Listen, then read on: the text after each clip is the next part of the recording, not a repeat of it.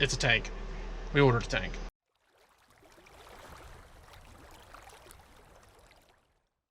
No, it's time to do something about some heat. $28 ceramic heater. We've had it for 4 months. Done us great. But looking for a little bit more volume, a little bit more heat, and well, we bought the best thing on the market. You could buy a $150 Chinese diesel heater off of Amazon. So, as you saw, we dove right into the packaging. There really wasn't a whole lot there to show from an unboxing perspective, but this is it. And it is a basic Chinese diesel heater. From what I understand, this is a knockoff or a stolen patent of the Webesto.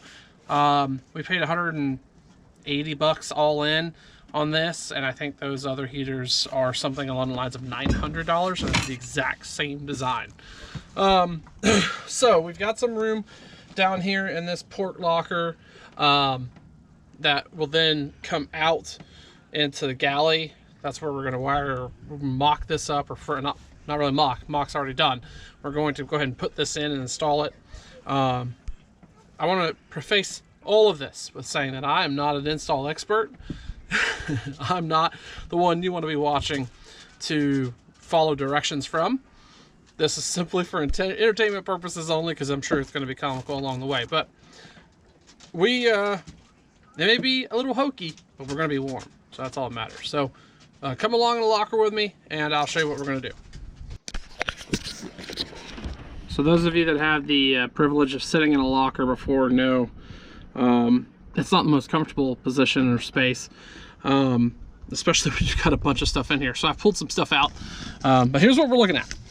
So this is a mounting plate. This is the one that comes with it. A lot of folks buy a bracket that will hang it off of, say, your wall. We don't need it. It'd be nice to have, but it's not a requirement. So anyway, we're going to mount it in, and I'm honestly going to just hang it off this edge. I don't think the heater's heavy enough that it's going to cause any stress here. So what I'm going to do is take these two self-tappers run here, and then this is going to be our mounting, and then the heater will kind of hang off of this here, and then our exhaust out. So we'll that's kind of what my thought is currently. But actually, I may have to come this direction a little bit from an exhaust standpoint. But we'll see. We'll see how that... Well, okay, I may actually have to come over here from an exhaust standpoint, just because I'm going to need less than about 3 feet of exhaust hose to run. And I think probably over here is going to make sense. We'll see. Let me see what we can figure out here. So after a bunch of hemming and hawing and deciding what I was going to do, I even drilled a hole through some stuff and changed my mind. Ultimately, we are mounted up here now. We won't talk about how this is mounted or how secure it is, but nonetheless, she's mounted right here. She's going to vent over here. That bread box will be closed up, and we will have our vent right here. It'll intake from the locker, which will be fine. Well, the heater won't work as efficient, but it'll still work. And yeah, that's how we will get this puppy turned on. So I'm going to work on plumbing now. And then, of course, kind of routing the exhaust, but I got a plan for that. But yeah, we're off to... It's a mounted. That was the first big decision. Now we can start making others. Here we go. One eternity later. Well, hello there. It's been about a week or so since we last spoke. We have completed the install on the heater. We actually completed it the same day the previous clips were recorded. But it's got late on us. But that's okay, because I'm going to walk you through the install, talk to you about how it's been working for us so far, and kind of some first impressions here now that we've gone through about 10 days. We had the coldest weather of the season last week, and we're still here. The boat's still floating. So let's go look at the install. So now that we've looked at the outside install of this diesel heater, let's look at the inside of our boat and how we've configured this to work and pump air into the cabin. So as you can see back here, back in this back wall of the galley, and what the area, a lot of people call the bread box area, is that little door, flapper door that actually is, it's still flappable. But we installed the 1.5 inch vent through there, also cut a hole for wiring. And this is the furthest point forward in the cabin area. The only thing further back than this is a little bit of Ainsley's berth, but really it's a non-event because of how much air this pumps in. So this is a perfect place for us. It made sense. Our biggest thing is keeping this counter unblocked so that air can move. So with that being said, we do have the thermostat ran inside. Here it is. It's very rudimentary. One of the bigger complaints you'll hear a lot of folks mention about these heaters is the fact that the instructions are not very handy. And they're right. They don't make a lot of sense. They're very, you can tell they're translated from a different language to English, but just, again, not overly beneficial for anybody. There's a bunch of features in this that I believe, like we could have a timer and all that jazz, but essentially we just turn it on, set it to a temperature, and forget it. So let's talk about the install of this heater.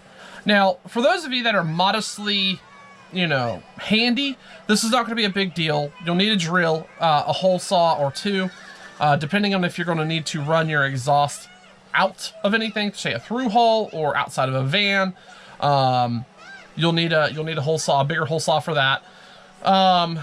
You will also need some butt connectors, basic electrical knowledge to get this up and running. Otherwise, it took about, this one took about 4 hours to install, but that's because I was playing with a couple different ideas on how to mount it in that lazarette, as we talked about earlier in the clips.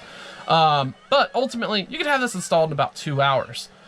One of the biggest complaints I saw online was priming this pump, and that is no joke. It does take a lot to get the pump primed.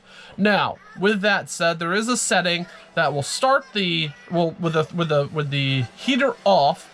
If you go into the thermostat, you can put the pump in prime mode, and it'll run for about 5 minutes at a time. Because again, it's a very slow prime. So if you're running this from a tank that's further away, or like me, you had the tank right there, but you left all the length in the hose, it's going to take a while to prime this and get fuel up to the heater. But once you do, it's going to ignite off and fire off pretty quickly. It's very straightforward. It's a positive and negative wire. The plugs come pre-assembled on the harness. You can't really do anything wrong electrically unless you reverse the you connect your positive and negative, things like that. So pretty straightforward. I would recommend, again, if you have some modest skills, you can manage this install. So let's talk about effectiveness of this diesel heater. Now, keep in mind, these heaters are Chinese heaters. Diesel heaters is what they're commonly known for. You could Google that term or put it in YouTube. That's what it is. It really, a lot of everybody calls these things. But they're essentially knockoffs of the Webesto diesel heaters that run about $800 to $1,000. This one at the high end runs about $180, and that includes everything in the kit, all the hardware you need, all the line you need, etc. Now, obviously, some of that's not going to be the highest standard, but it'll get you started. The reason when we bought this heater, and the reason why we actually waited so long to buy this heater is because we've been using the same $30 ceramic heater on the boat since we left the town of Northeast back in October. That heater has been just fine for the boat. It has kept us warm. There's been some days it's been a little chilly in here, but ultimately not a big deal. We survived with it. There was a couple different times that we contemplated buying this heater. However, we decided not to because every time we'd see a cold spell coming, we're like, we'll be okay, we'll be okay, we'll be okay. And we were. But then we saw a forecast of single-digit lows and teens and 20s as highs, and we knew we would be okay, but we were probably not going to be comfortable. And with Ainsley and and our comfort in mind as well, we was like, well, let's go ahead and pull the trigger and purchase this. So we did. We installed it the day before the weather got here, and at the coldest, it was single digits outside, and that heater kept this boat in the 70s. I cannot express to you how impressed I was with this, how much air and how much heat this little heater produced. It is an 8 kilowatt, the model we have is an 8 kilowatt heater, so it pumped this boat full of hot air fairly quickly, and it maintained it very well.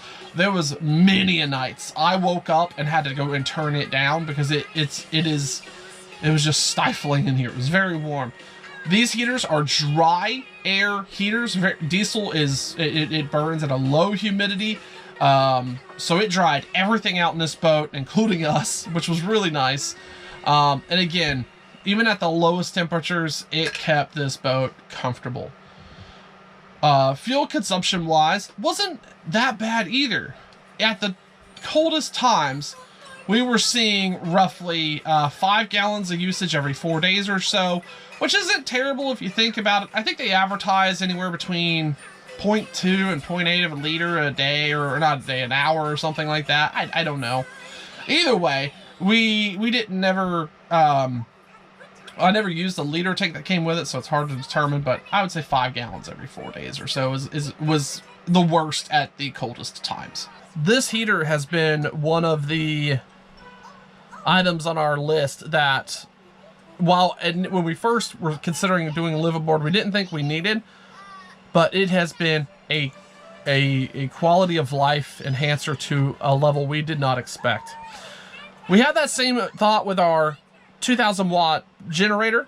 We had our same thought with our V-berth cushion, with our V-berth memory foam that we just purchased. We had the same thing with like a crock pot, even. Like, we got a small crock pot. It works for us, and you can run on the generator, it can run on shore power.